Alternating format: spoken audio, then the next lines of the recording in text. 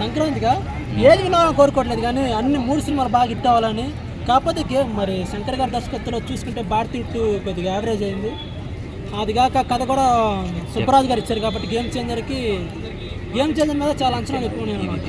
Already Shankar మీద చాలా trolls వస్తున్నాయి, గేమ్ చేంజర్ మీద కూడా ట్రోల్స్ వస్తుంది. దాని గురించి ఓకే, ఇప్పుడు మీకు ఎలా చెప్పాలంటే కొండను తీసి కుక్క మరిగితే కుక్క సీటు కానీ కొండ కాదు కదా. శంకర్ గారు తెలుసు, రామ్ చరణ్ స్టైల్ అని తెలుసు. మీరు ఊహించుకుంటే గ్లోబల్ స్టార్ ఎవరైనా వెళ్ళిపోరు కదా. ఇప్పుడు గ్లోబల్ స్టార్ పేరు రావడానికి చాలా కష్టం కదా. గ్లోబల్ స్టార్ రావడానికి మానుష్యం. రామ్ చరణ్ గారి 2 సంవత్సరాల తర్వాత అవుతుంది కదా సినిమా. ఎక్స్పెక్టేషన్ అది భారీగానే ఉంటాయి సార్. ఎందుకంటే మరి నేను చూసినట్టే ఫైట్ సీన్ బాగుంది. మొన్న ఒక ట్రైలర్లో చాలా యూనిక్గా 3 పాత్రలు కాబట్టి అయ్యప్పన్న క్యారెక్టర్, ఐఎస్ క్యారెక్టర్ ఒకటి, కాలేజ్ స్టూడెంట్ క్యారెక్టర్ ఒకటి చాలా చక్కగా ఆయనే చెప్పారు కదా. స్క్రీన్ ప్లే చాలా బాగుంది. చరణ్ లుక్స్ డిఫరెంట్ కలండి, బాగుందండి. Already Baahubali 2 records Pushpa 2 break చేసింది. గేమ్ చేంజర్ దాన్ని ఏం బ్రేక్ చేస్తుంది? బాహుబలికి దానికి కంపేర్ చేయొచ్చు సార్. ఎందుకంటే మరి రాజమౌళి గారిని తక్కువ అంచనా. ఎందుకంటే ఆ రోజుల్లో 100 రూపాయలు 150 రూపాయలు టికెట్ సార్. అది ఆ రోజుల్లో 2014 2012 నాకు తెలిసి బహుశా ఆ రోజు 100 రూపాయలు 150 టికెట్. ఆ లెక్క లేదు సార్ 200 ఎక్కడైతే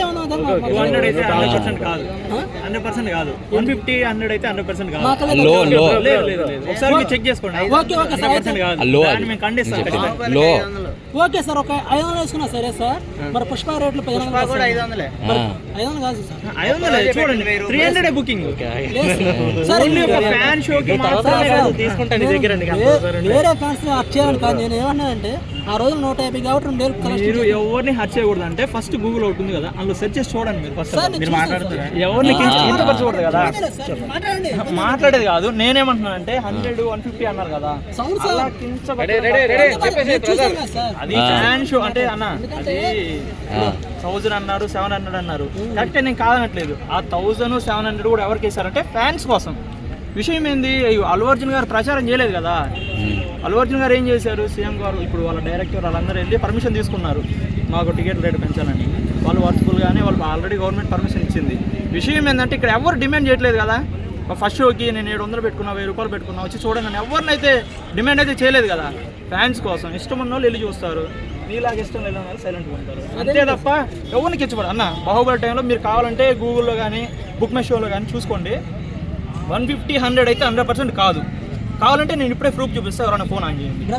100% కాదు అంటే అట్లా తక్కువ చేద్దాం, అది కరెక్ట్ కాదు. అర్థమైందా?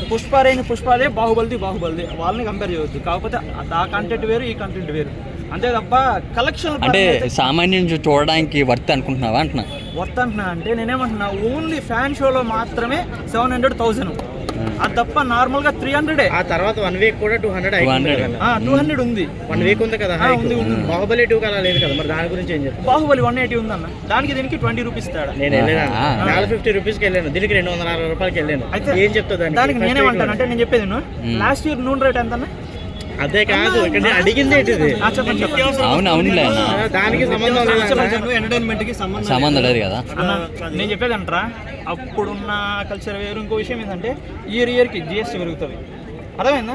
ఇది ఒకటైతే ఉంది కదా, నిత్యావసరాలు పక్కన పెడితే ఇయర్కి ఒక సినిమా పరంగా ఒక సినిమా రిలీజ్ అయితే దానికి GST ఎంత 28% ఉంటుంది. అది గ్రోత్ అయితే ఉంటుంది కదా. GST అయితే ఇయర్లీ కనీసం 1% 0.5% గ్రోత్ అయితే ఉంటుంది.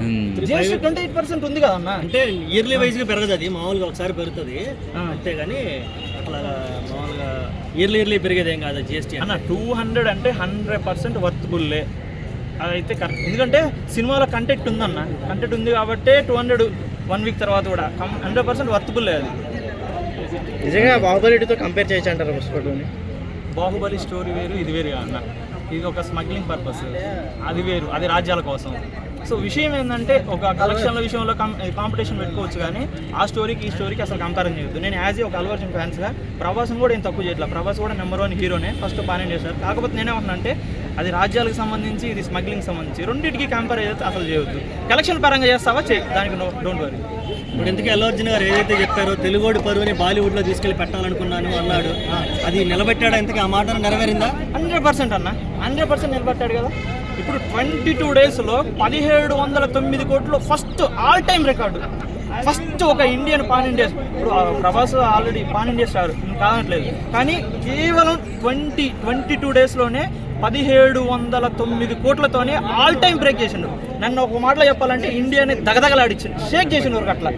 హిందీలో కూడా మనోడిదే అన్న 648 కోట్లు. ఒక షారుఖ్ ఖాన్ కూడా బద్దలు రికార్డ్ తీసి పక్కన పెట్టేసిండు. నెంబర్ 1 హీరో అని ఖచ్చితంగా తగ్గేదని కూడా మళ్ళీ చెప్పుకోవచ్చు. దాంట్లో అయితే తిరగలేదు. అది మ్యాటర్.